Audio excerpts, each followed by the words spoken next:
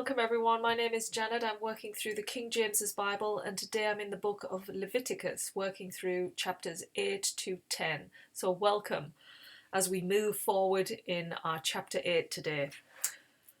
So we left off yesterday going through all the regulations of the different offerings, the burnt offering, the sin offering, the fellowship offering, the peace offering, the grain offering, so many offerings. It just gets so confusing.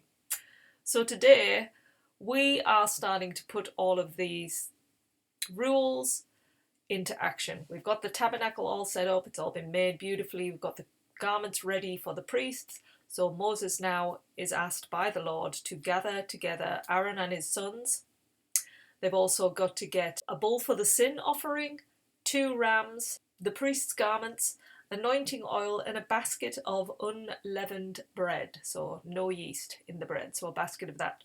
So these they bring all with them, and they have to gather as well the congregation together at the door of the tabernacle. So they're getting everything ready. So Moses then goes towards Aaron and his sons, and he washes them with water, and then he dresses them in the priestly garments. So he puts everything onto them. Then he gets the anointing oil and he anoints every single thing in the tabernacle. Just goes around everything and the altar and everything else. And that was one thing, that stood out. It says he anoints the altar 7 times. So there must be something significant about 7, because it's been brought up a lot in the Bible. So he then anoints Aaron's sons and Aaron himself. And then he takes the bull, and they are to lay their hands on the head of the bull, Aaron and his sons, because they're transferring now all of their sin into the bull. And then Moses slaughters the bull, and he takes the blood and puts it on the altar inside and on the horns inside there. And then he removes the fat, as we've described in previous chapters. If you haven't seen that, the links are under this video so you can check out the gory details there. And he burns on the altar. And it says the rest of the bull was burned with fire without the camp. So must have been outside of the camp, I'm assuming there. Next, they're to bring a ram as a burnt offering. And Aaron and his sons again have to put their hand onto the head of the ram. And then Moses slaughters the lamb and then does what God has specified to the lamb to get it ready. And then burn it as a sweet, savoury offering to the Lord. That's what it says. The next ram that was included, remember, had to bring 2 rams. So the second ram is to be sacrificed for the congregation of the priests. So again, Aaron and his sons have to put their hands on the head of this ram, and then Moses kills the ram. And he takes some of the blood and he puts some of it onto Aaron's right ear, also onto his right thumb, and also his right toe on his right foot. And he does the same with Aaron's son. Then he takes the fat from the ram. Then out of the basket of unleavened bread he took a cake, an oiled cake, and 1 wafer, and put onto the fat. He puts that onto the fat. Then he puts the food into Aaron and his son's hands. They wave that as an offering to the Lord, and then they burn for the consecration. So that is for them to become priests. So then Moses takes the breast and waved for a wave offering, and that was for Moses himself, so that's his to keep. And then Moses takes the anointing oil and blood and he puts it on the altar, and he sprinkles it on Aaron's son and Aaron and all their garments. And Aaron is told by Moses to go and boil the flesh at the door of the tabernacle and eat it with bread, and the remaining to be burnt as an offering, so get rid of the rest. And finally, they are not allowed to leave the tabernacle for 7 days. They're told Aaron and his sons have to stay there for 7 days. That is the process to become holy priests. And that closes our chapter 8. So now we move into chapter 9, which goes into the 8th day. And on this day, Moses tells Aaron, his sons and the elders that they need to bring a young calf for a sin offering and a ram for a burnt offering. And then the people themselves, they have to bring a firstborn male goat for a sin offering and a calf and a lamb, both firstborn, without blemish on them. They also need to bring a bull and a ram for the peace offering and a grain offering mingled with oil.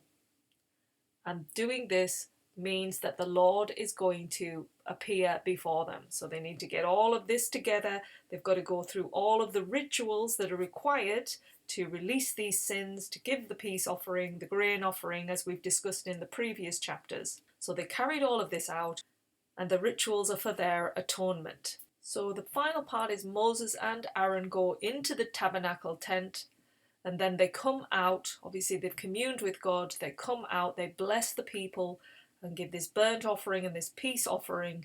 And then this is the very final paragraph in chapter 9, and it says, "And there came a fire out from before the Lord, and consumed upon the altar the burnt offering and the fat, which when all the people saw, they shouted and fell on their faces."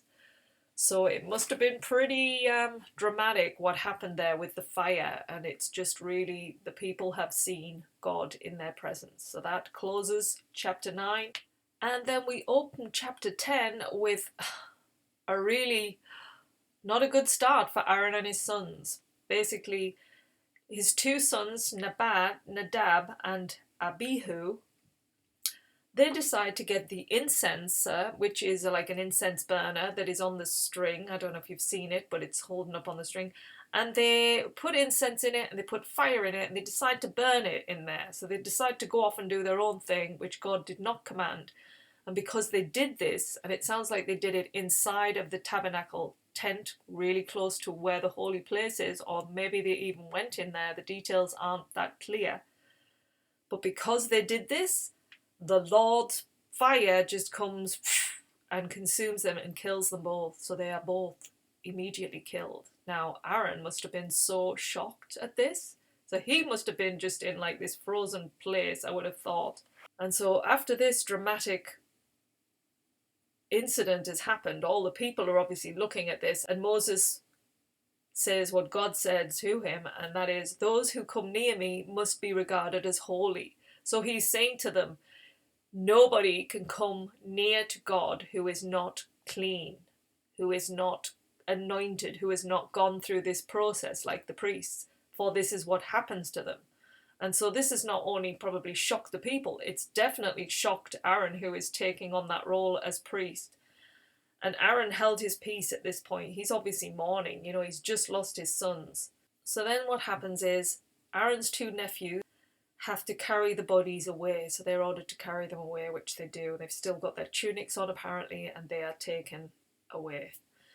And so the Lord now says to Aaron directly to remain in the tabernacle and to keep his hair very clean and well cut, his clothes well cut, and he's telling his sons as well, and they must not drink alcohol or any fermented drink in the tabernacle. It's not allowed, because they are basically showing that they are holy, and at being holy they're being an example basically to the people. So they have to live by these rules or they will die. That's the consequence if they go against it in that tabernacle. If they start drinking or they don't keep their clothes well kept, that's a death sentence by the Lord.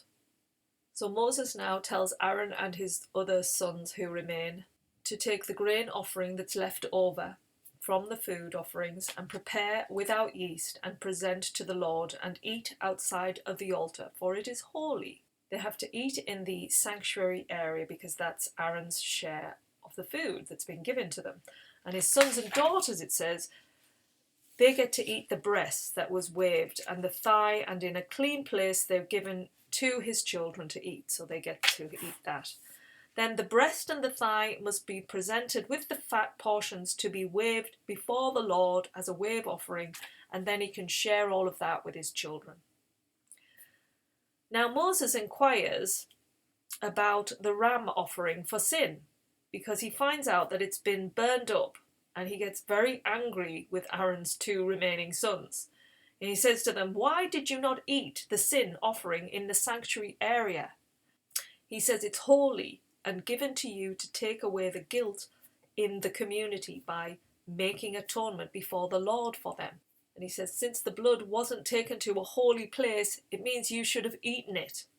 And Aaron pipes up and he says, "Today they sacrificed their sin and burnt offering before the Lord, but such things as this has happened to me." Obviously, he's lost his 2 sons. "Would the Lord have been pleased if I'd eaten the sin offering today?" And so Moses understands and is content with that answer. So we'll leave it there. That closes up our 3 chapters. I don't have really a lot to comment on these 3 chapters. I'm finding Leviticus quite a dark book. So yeah, that is chapters 8 to 10 covered. So I will be back tomorrow to go through chapters 11 to 13. Hope to see you then. Take care. Bye for now.